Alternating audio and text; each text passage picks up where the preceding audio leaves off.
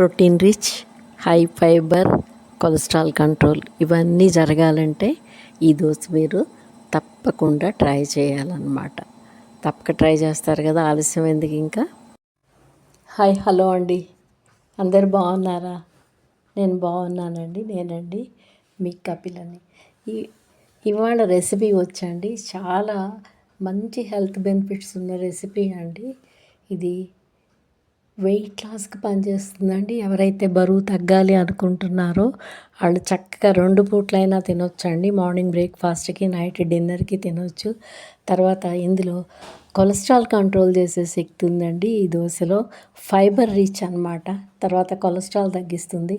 ముఖ్యంగా diabetic friendly అనమాట. Diabetic వాళ్ళకి చాలా మంచి ఆహారం అండి ఈ దోశ. మన సౌత్ ఇండియన్ దోశలకి ఏమాత్రం తీసిపోదు దోశ అనమాట ఇది. ఇందుకోసం నేను ఒక అరకప్పు మినపగుళ్ళు నానపెట్టుకుంటున్నాను. అలాగే ఒక చారెడు పచ్చిశనగపప్పు వేశాను. 2 కప్పుల నిండా ఓట్స్ వేసి బాగా శుభ్రంగా కడిగేసి వాటిని 1-2 సార్లు కడగాలండి. డస్ట్ ఉంటుంది కదా, ఆ డస్ట్ అంతా పోయేలా కడగాలి.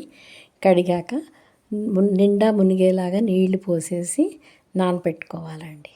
నేనైతే ఈవినింగ్ మధ్యాహ్నం లంచ్ తర్వాత నానపెట్టి నైట్ గ్రైండ్ చేసుకుంటున్నాను. నైట్ గ్రైండ్ చేసుకొని మార్నింగ్ దోశ వేసుకోవటానికి రెడీ చేసుకుంటున్నానండి. ఇది కావాలంటే ఇన్స్టెంట్గా కూడా చేసుకోవచ్చు. కాకపోతే దోశ బ్యాటర్ అంత పొంగదనమాట. ఇప్పుడు మీకు మార్నింగ్ చూపిస్తానుండండి దోశ ఎంత చక్కగా పొంగి ఉంటుందో. చాలా బాగా పొంగి ఉంటుందన్నమాట. ఈ దోశల్లో మీరు మామూలు దోశల్లాగానే మినపట్టు పెసరట్లాగానే ఉల్లిపాయ, పచ్చిమిరపకాయలు, అల్లం ముక్కలు అవి కూడా పైన ట్యాపింగ్ లాగా వేసుకొని ఆనియన్ దోశలాగా కూడా చేసుకోవచ్చండి. ఇది 2 దోశలు తింటే చాలు, పొట్టంతా నిండుగా అనిపిస్తుంది. కావాలంటే మీరు ఈ దోశ బెనిఫిట్స్ ఏంటో గూగుల్లో కూడా ఒకసారి సెర్చ్ చేయండి, లేదా మీకు తెలిసిన డైటీషియన్స్ని అడగండి. అంత బాగుంటుంది. ఇందులో నేను ఒక 2 పచ్చిమిరపకాయలు, 1 ఇంచి అల్లం ముక్క కూడా యాడ్ చేశానండి. ఆ ఫ్లేవర్ చాలా బాగుంటుంది దోశకి. దోశ పిండి గ్రైండ్ చేసుకున్నాను ఇలా మెత్తగా. దీన్ని నైట్ గ్రైండ్ చేసుకున్నాను కదండి, పొద్దునకి చూడండి ఎలా ఉందో. బబుల్స్ వచ్చి బాగా పొంగిందండి. పర్మెంట్ అయిందనమాట. బాగా నార్మల్ దోశలాగానే పర్మెంట్ అయిపోయింది. ఇంకా దానికంటే అంతకు మించి అయిందనుకోండి, అందుకే అంత టేస్టీగా ఉంటుందండి దోశ. పర్మెంట్ అయితే చాలా గట్టికి కూడా మంచిది అంటారు కదా. మీరు తప్పకుండా ట్రై చేయండి. ఇంత హెల్దీ దోశలు మాత్రం అస్సలు మిస్ అవ్వద్దండి. ఇంతకుముందు నేను ఒక షార్ట్ పెట్టాను, కానీ అది కొంచెం అంటే ఇన్స్టెంట్గా చేసుకునేలాగా పెట్టానండి నేను అది.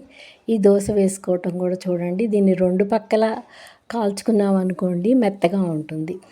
అదే సింగిల్ సైడే రోస్ట్ చేసుకున్నాం అనుకోండి క్రంచీగా, క్రిస్పీగా ఉంటుంది. మీకు మెత్తగా కావాలి అంటే 2 సైడ్లు కాల్చుకోవాలి. లేదు క్రంచీగా కావాలి అంటే ఒక సైడ్ మాత్రమే బాగా కాలనిచ్చి సర్వ్ చేసుకోవచ్చు. ఈ దోశలోకి ఏ చట్నీ అయినా బాగుంటుందండి. ఓన్లీ పల్లీ చట్నీయే, కొబ్బరి చట్నీయే అవసరం లేదు. ఏ ఊరగాయ చట్నీ అయినా అద్భుతంగా ఉంటుంది. దోశ అంత టేస్టీగా ఉంటుందన్నమాట. ఇందులో మనం చేయాల్సిందల్లా కొంచెం సాల్ట్ యాడ్ చేస్తామండి, అంతే. మీరు కూడా ఇంత మంచి రెసిపీని అస్సలు మిస్ అవ్వకండి.